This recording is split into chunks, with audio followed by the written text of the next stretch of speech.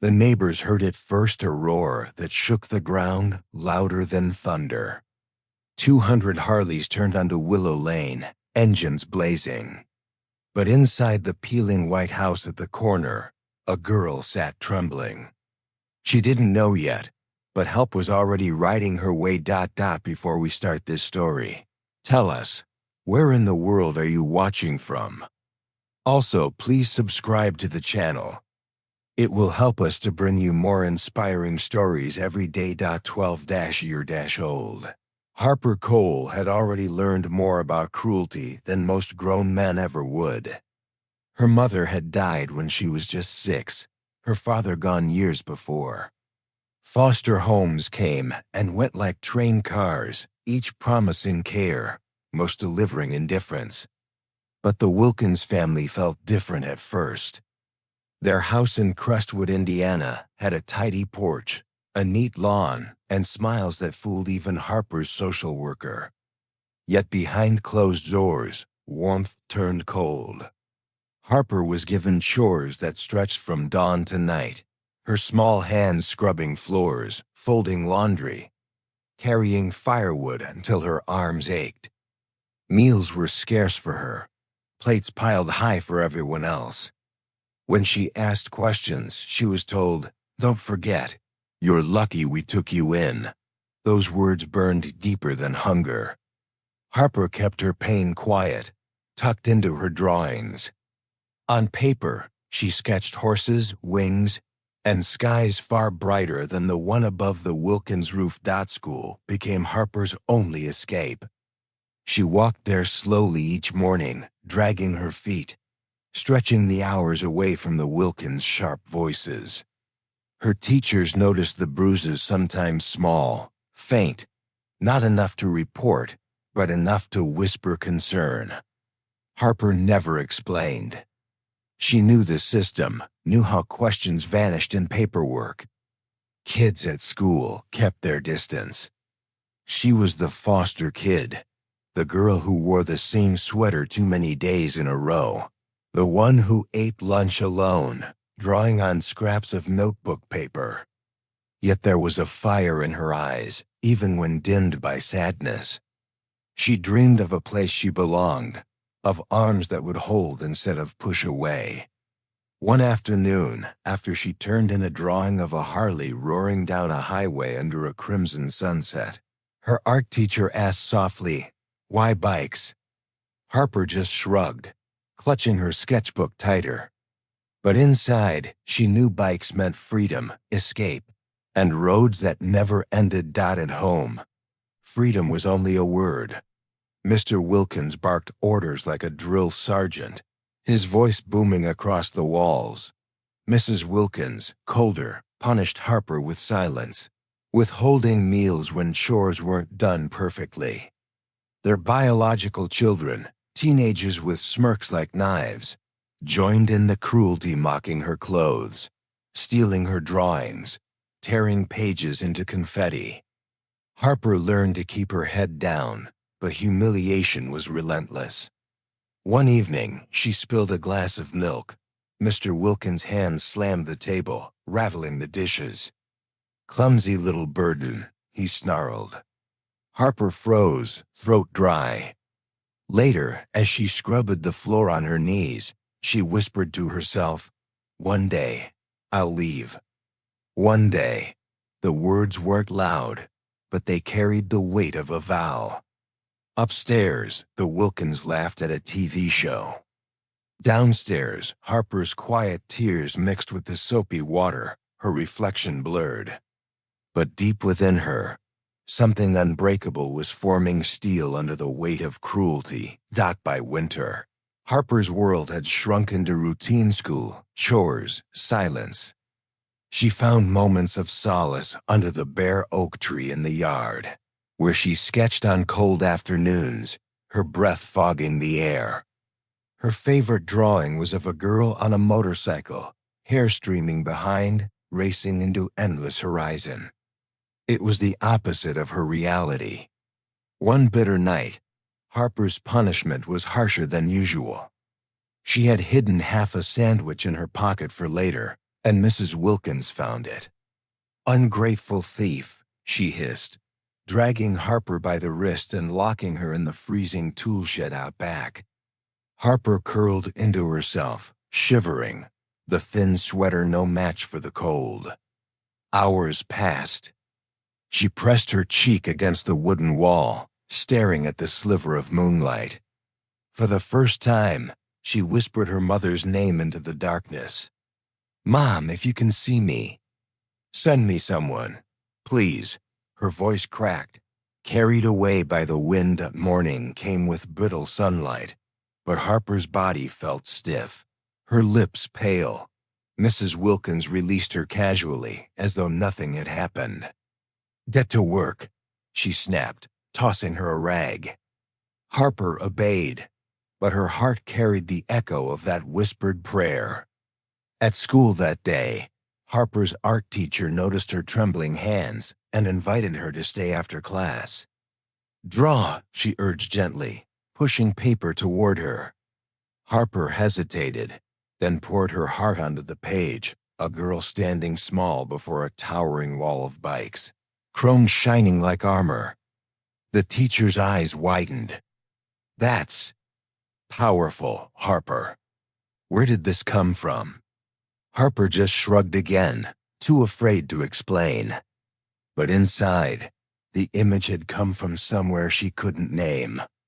As if her pencil was guided by a hope buried deep, that maybe one day, a wall of strength would stand between her and the cruelty she faced each night. The cruelty escalated as weeks passed. One Saturday, Mr. Wilkins forced Harper to shovel snow until her fingers bled through thin gloves. When she stumbled, he sneered. "Pathetic. No wonder no one wanted you." The words cut deeper than the cold. Inside, Harper bandaged her hands with tissue and tape. She tried not to cry, tried to believe in the drawings she carried under her mattress. That night, Mrs. Wilkins found the sketches. She ripped them into shreds, her voice sharp. "Stop wasting time with this nonsense. No one cares about your silly dreams." Harper stood frozen, tears spilling as her paper skies and steel horses crumbled to the floor. In silence, she gathered the scraps, tucking them into her pocket as though fragments could still hold hope. Upstairs, laughter echoed from the living room. Downstairs, Harper clutched the scraps to her chest, whispering the same words again. "Please, send me someone." One neighbor had begun to notice. Mrs. Whitaker, an elderly widow, lived across the street. From her kitchen window, she saw Harper carrying heavy logs alone, shivering in the cold. She noticed the thin meals, the two big chores, though Harper's eyes never lifted. One afternoon, she called gently from her porch. "Sweetheart, are you okay?" Harper startled, clutching her ragged coat tighter. "I'm fine," she lied quickly. Fear flickered across her face, fear of punishment if the Wilkins heard. Mrs. Whitaker frowned, heart aching. She had seen this kind of silence before. That night, she pulled out her phone and made a call to someone she hadn't spoken to in years, her nephew, a biker known for keeping unusual company. She told him everything she'd seen. His voice was calm but heavy with steel. "Don't worry, Aunt May. We'll take care of it." She hung up, staring out at Harper's shadowed window. Somewhere deep down, she felt a storm coming. The storm arrived sooner than anyone expected. The following weekend, Harper's punishment turned crueler still. Mr. Wilkins accused her of stealing coins from his dresser, a lie, but truth didn't matter. He struck the table with his fist, making Harper flinch. "Useless brat," he spat. Mrs. Wilkins dragged Harper to the porch, shoving her into the cold with no coat. "Stay out until you learn respect." Harper stumbled onto the icy steps, tears freezing on her cheeks. Across the street, Mrs. Whitaker watched, fists clenched.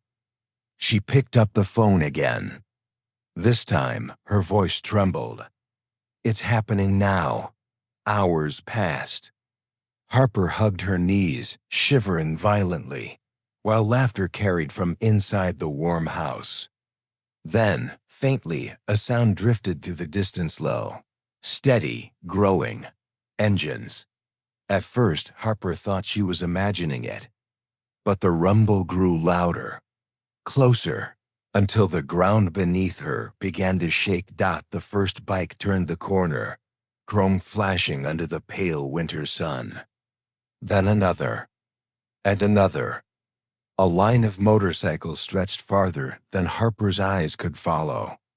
Neighbors stepped onto porches, murmurs rising.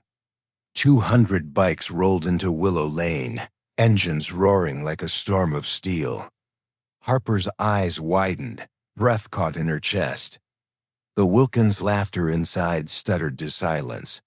Mr. Wilkins yanked open the door, frown etched deep. What the hell is this?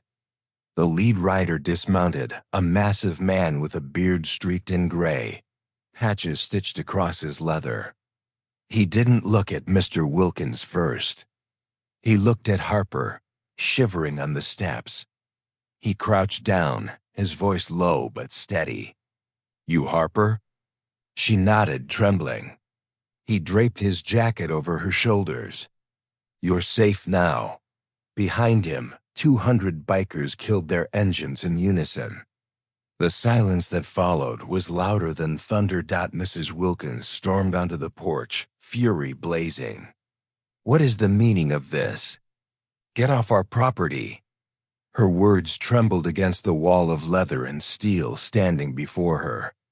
The lead rider, known to his brothers as Bear, rose slowly, towering over her. His voice was calm, deliberate. "We heard how you've been treating this girl," Mr. Wilkins scoffed, trying to laugh off the weight of 200 eyes. "She's just a foster kid." "Not your business." The words hung in the air like poison. Bear stepped closer, his boots crunching on ice. "She's family now. That makes it our business." Mrs. Wilkins' face drained of color. Around them, neighbors whispered, phones lifted to record. For the first time, the Wilkins felt the weight of their cruelty reflected back in a mirror they couldn't break. Harper stood frozen, Bear's jacket heavy on her shoulders, tears welling. But this time, they weren't from fear. The confrontation escalated quickly. Mr. Wilkins, red-faced, tried to assert control. "You people can't just show up here." His voice cracked with a hint of fear. Bear raised one hand, and silence fell across the crowd of bikers. His next words cut sharper than any blade. "We don't hit kids. We don't starve them. We don't break their spirit." Every rider nodded, a wave of solidarity stronger than chains. Mrs. Wilkins sputtered, "She lies. She makes things up." But Harper didn't speak. She didn't need to. The bruises, the torn clothes, the neighbors' whispers all stood as silent witnesses. Mrs. Whitaker stepped forward from across the street, her frail voice trembling. "I've seen it all. Every bit of it. She's telling the truth." The Wilkins froze, cornered not by fists, but by undeniable evidence. Harper clutched Bear's jacket tighter, warmth blooming in her chest. For the first time, she wasn't invisible. For the first time, she was seeing. Bear crouched again, meeting Harper's eyes. "You want to leave?" The question was simple, but its weight was enormous. Harper's lips trembled. She looked back at the Wilkins, at the house that had been her prison, then back at the wall of riders. Slowly she nodded. Bear extended his gloved hand. "Then you ride with us." Gasps rose from the neighbors. Mrs. Wilkins shrieked, "You can't take her. She's ours." But Bear's eyes burned steady. "No, you don't own children. He lifted Harper onto his bike, securing his jacket around her. Maya, one of the few female riders in the group, adjusted Harper's helmet with a soft smile. Engines roared back to life. 200 strong. Mr. Wilkins lunged forward, but the sound drowned his protests. Harper wrapped her arms around Bear's waist, clutching tightly. For the first time, she wasn't trembling from fear, but from freedom rushing toward her like open highway. The procession thundered through Crestwood, 200 bikes in formation. People poured from shops, cars pulled over, jaws dropped as the sight unfolded. At the center, Harper clung to Bear, wind whipping her hair beneath the oversized helmet. For the first time, she felt powerful, carried by something larger than herself. The riders didn't take her far at first, just to a safe house on the edge of town, where the local sheriff, already briefed, waited. He stepped forward, nodding respectfully to the angels. "We've had complaints about the Wilkins for years. You just brought proof." He knelt to Harper's level. "You're safe now, sweetheart." Harper's eyes brimmed with tears. She whispered, "Thank you," though she wasn't sure if it was to the sheriff, the bikers, or the universe itself. Maybe all three. The sheriff stood, voice firm. "The Wilkins will answer this." For once, justice didn't feel like a distant dream.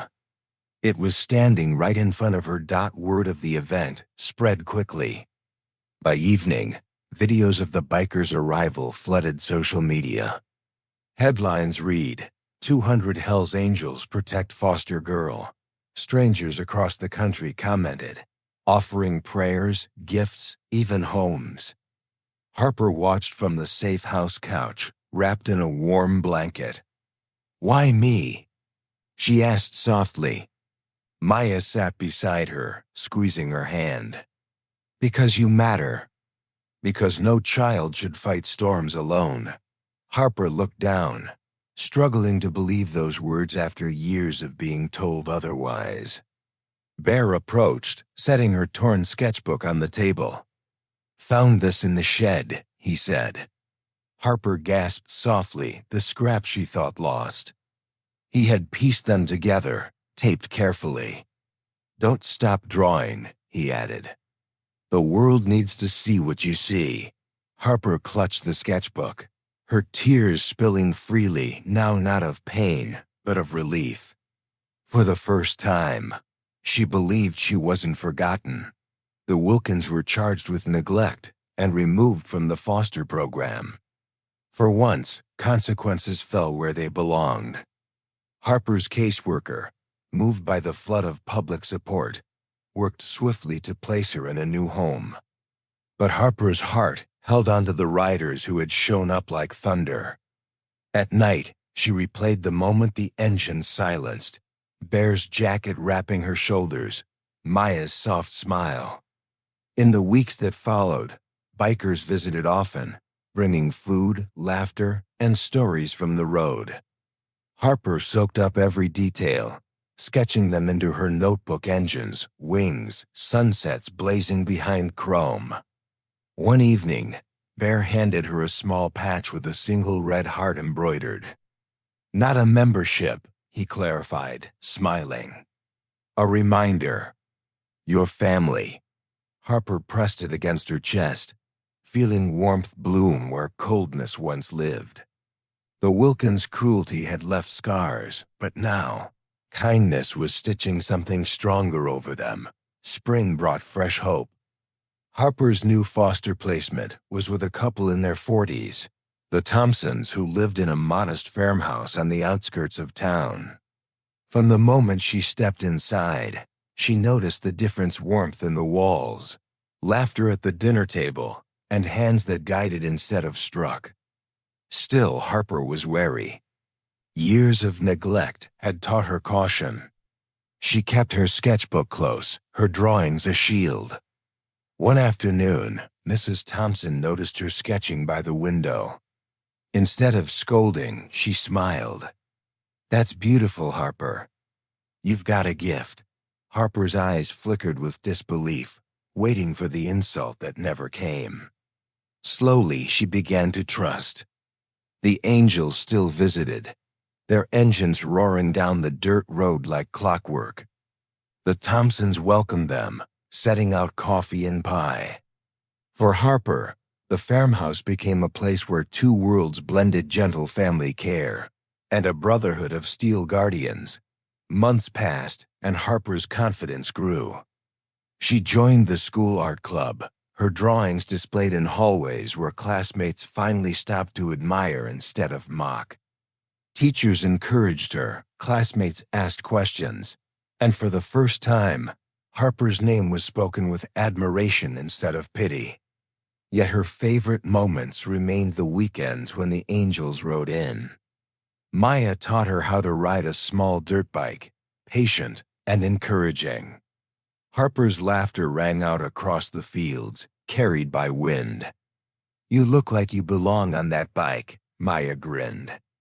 Harper smiled back, the words striking deep. She wasn't just surviving anymore, she was beginning to thrive. Her scars hadn't vanished, but they no longer defined her. She carried them like medals, proof of storms endured. And every time she flipped through her sketchbook, she saw not just drawings, but a map of her journey from isolation to belonging, from fear to freedom. One autumn evening, the Angels hosted a community ride, inviting families from Crestwood to join. Rows of bikes lined the fairgrounds, gleaming under the setting sun. Harper, wearing a small leather vest stitched with her heart patch, stood proudly between Bear and Maya. Neighbors who once pitied her now saw her standing tall, laughter bubbling as she shared stories. The Wilkins shadow had long since lifted, replaced by light that came from unexpected places.